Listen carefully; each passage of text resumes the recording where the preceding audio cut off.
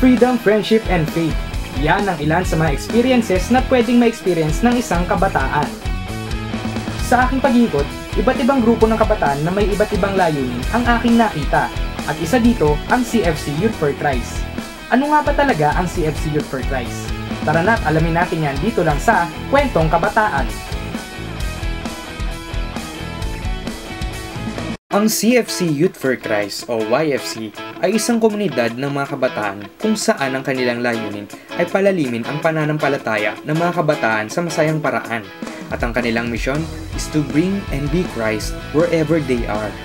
Ang Youth for Christ ay isa sa mga sangay ng Couples for Christ Global Mission Foundation, isang Catholic charismatic lay movement na officially recognized ng Vatican.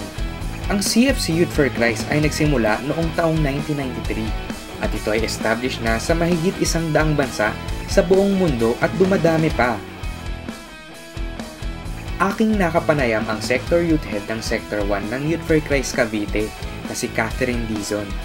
Ang Youth for Christ ay isang grupo ng mga kabataan kung saan nilalayon namin na ilapit ang lahat ng mga kabataan kay Kristo. Sa Youth for Christ, meron kaming isang mission, young people, being and bringing Christ wherever we are. Isang layunin na gawing mas buhay ang pagtuturo ng katekismo sa mga kabataan. Meron din kami mga pastoral formation na ginagawa namin sa mga assemblies kung saan mas meron kaming mga segmented topics tungkol sa 5 aspeto ng buhay ng isang kabataan. At huling-huli, yung pinakamasaya dito, yung conference namin. Yan, meron kaming mga provincial, regional, at international conferences kung saan lahat ng mga YFCs nagsasama-sama. Hindi lang nagkakaroon ng mga sessions, kundi meron din kaming mga sports, creatives, and special competitions na palagay ko talagang kumukuha ng atensyon ng bawat kabataan.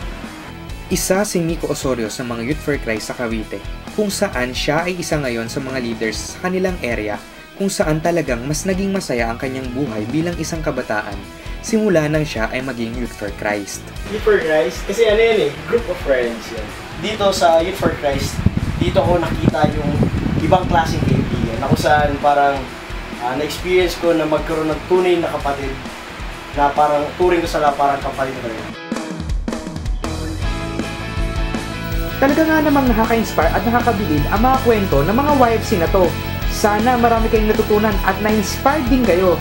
Tara natin experience natin ang fun, freedom, friendship, and faith. Ako nga pala si Junel Rojas at ito ang Kwentong Kabataan.